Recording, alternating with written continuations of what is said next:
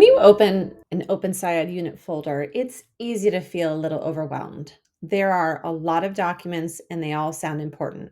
So where do you start and what's actually going to help you plan and teach? This video gives you a quick tour of the unit level resources, the documents that support you across the whole unit. We'll show you what each one is, where to find it, and how it fits into the big picture of three-dimensional student-driven science. Let's start with the unit overview materials document. This is your go-to file for understanding the whole unit. In the Google Drive version, it's in the main folder after the lesson folders. In the PDF or printed version, it's right at the front of the printed edition.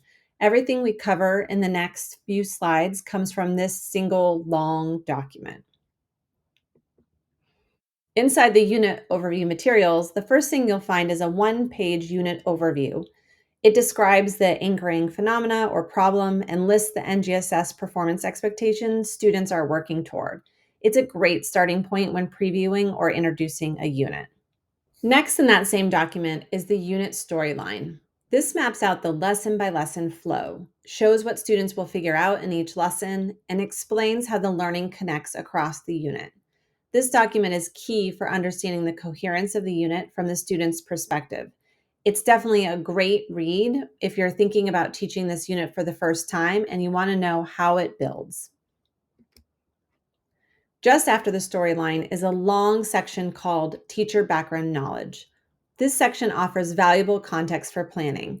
It explains how the unit is structured, where it fits in your year-long sequence, which NGSS dimensions it develops, and how the design supports learning opportunities for all students. Right after the teacher background section, you'll find guidance for building a classroom word wall. This part of the document provides word lists tied to the unit, strategies for creating language-rich classrooms, and supports for multilingual learners.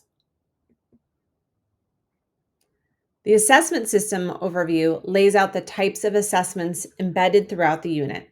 It includes a table showing where they occur and what they intend to assess, helping you align instruction with each lesson's performance expectations. The last piece in the unit overview materials document is a ready-to-use letter for families. It introduces the unit's goals and helps establish a strong connection between school and home from day one. It's a simple way to strengthen home-school partnerships. Now we're going to shift to a different document, the elements of the NGSS dimensions chart. You'll find it in the main unit folder just below the unit overview materials. This chart highlights which science and engineering practices and cross-cutting concepts are emphasized in each lesson. It's a valuable tool for planning and reflection, especially when focusing on specific NGSS dimensions. The final resource in our tour is the unit materials list. This separate document provides a complete list of materials for labs and activities, organized for 6 sections of 30 students. You'll find it linked from the unit overview page on our OpenSciEd.org website. That's my tour of the unit level resources. Start with the unit overview materials document. It contains nearly everything you need to get grounded in your unit. Then use the additional tools like the NGSS Elements chart and the materials list to deepen your planning. You're not alone in this. OpenSciEd is designed to support you in every step of the way.